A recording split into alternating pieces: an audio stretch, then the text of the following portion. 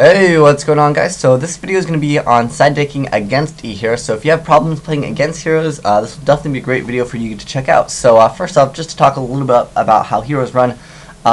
Generally, they will side deck into skill drains. That's most common. If they do main deck it, you can expect them to probably just keep it in there. I doubt they would side out skill drain unless they're playing against Dark Worlds or something that obviously skill drain doesn't hurt. But first off, a really great card that I'm sure you guys are familiar with. Cyber Dragon is actually really good against them because early on in the game, without Miracle Fusion, they have really limited outs to Cyber Dragon. Occasionally they might play D-Prisons, but I've seen times where they had to spark Cyber Dragon because they just couldn't do anything against it. And it's always good to force them to use their sparks because that way your decrees and stuff that you've sided in have less of a chance of getting hit by Gemini Spark, because Gemini Spark is a great card. Next up, another great card is going to be Snowman Eater, because in the very beginning, again, there's nothing they can really summon that can get over Snowman Eater, and that can be problematic for them. Next up, two Bottomlesses, or depending on how many you actually want to side. I do kind of like Bottomless in the side if you don't already have it in the main deck, because it also stops Dark Worlds, and I do like it against that deck as well. There's other rogue decks like Gladiator Beast that people still are playing. It is also viable, and it's great to have side deck cards that work against multiple decks, because if you just side deck against one specific deck, if you don't have them to play against them, then it is kind of dead. Next up, Deep Prisons. Bottomless also goes well with the whole Deep Prison. Both of them basically remove Shining, and that's important because you don't want to allow them to get the pluses off of Shining, and that does help quite a bit, because sometimes, or early on in the game, if you remove a alias, like let's say they summon alias, you Bottomless, you Deep Prison. But keep in mind that Gemini Spark can be chained to Deep Prison and Bottomless. But if you happen to be able to get that off successfully, like a Bottomless or a Deep Prison, when they lose that alias, that means their Sparks are less live, their Hero Blasts are less live, and their Miracle Fusions are less live. So it really does hurt the deck quite a bit if you can successfully Deep Prison an alias. Next up, we got a Lance, and that is because they usually will side into skill drains, and they do, have Gemini Spark, because if they Gemini Spark your target and you chain Forbidden Lance, what happens is the monster is unaffected by Gemini Spark, and Gemini Spark has to actually destroy and draw a card. And if it can't fulfill the requirements of destroying the card, you cannot draw the card. So it really does help, because then they go minus, because they tribute their card, they can't destroy your card, and they don't get to draw a card. So it really does help quite a bit. And Lance is just overall a really solid card. Next up, Decree. But they usually do expect this. But again, they do have the triple Gemini Sparks, plus if they do run MSTs or they side them, you can expect them to try to get rid of Decree, because Decree is a very common card used against Heroes, because Heroes is a deck where they can run quite a bit of back row, especially if you're playing like Inzectors or Dark Worlds. You can expect a Shadow and Prison Mirror to come out, so they will also expect you to run Decree on your side.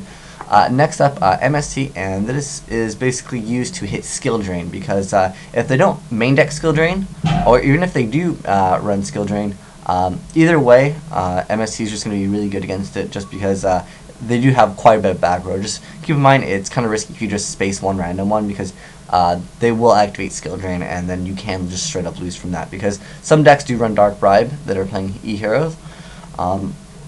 Even though Dark Bribe is technically a -1 for them, sometimes if you just don't have enough MSTs and you've been blind spacing, it does hurt.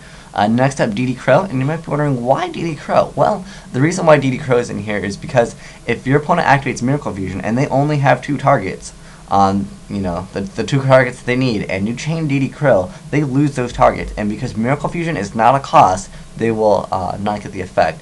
And it also stops a lot of different decks like Dark Worlds. It can stop Inzectors, it can stop windups, but DD Crow overall pretty solid, and it should be in your side deck anyways.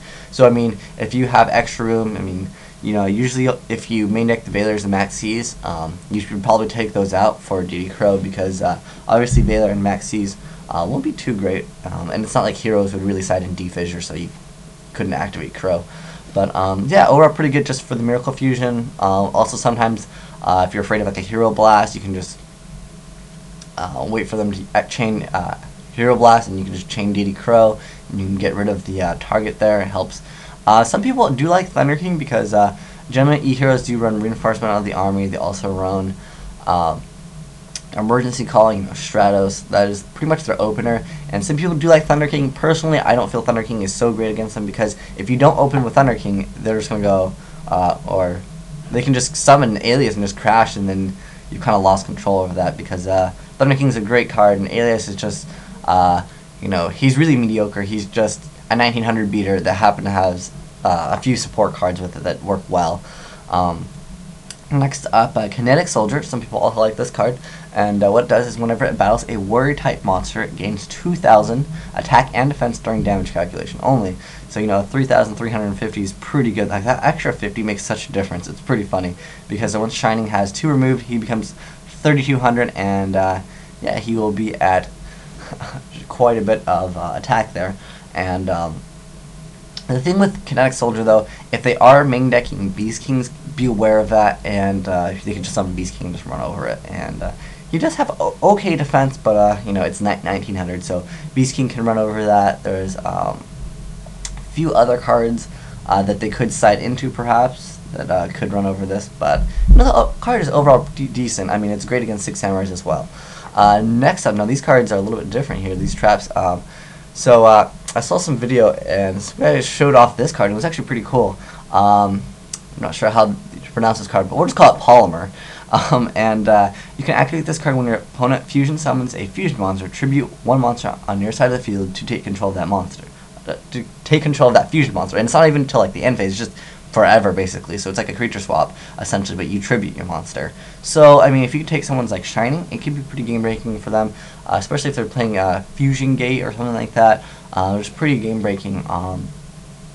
And yeah, I mean, if you, because sometimes if maybe you're playing Insectors, you can tribute a Hornet, no problem.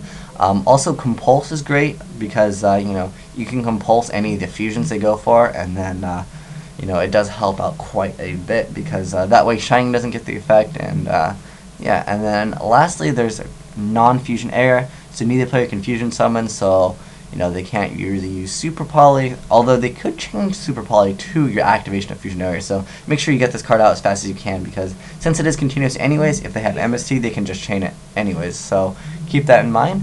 But yeah, if you have any problems with E.Heros, you can definitely check out some of these cards. And if you guys think there's any more that were left out, let me know in the comment section below. But thanks for watching, guys. Asian Eyes White Dragon, signing out.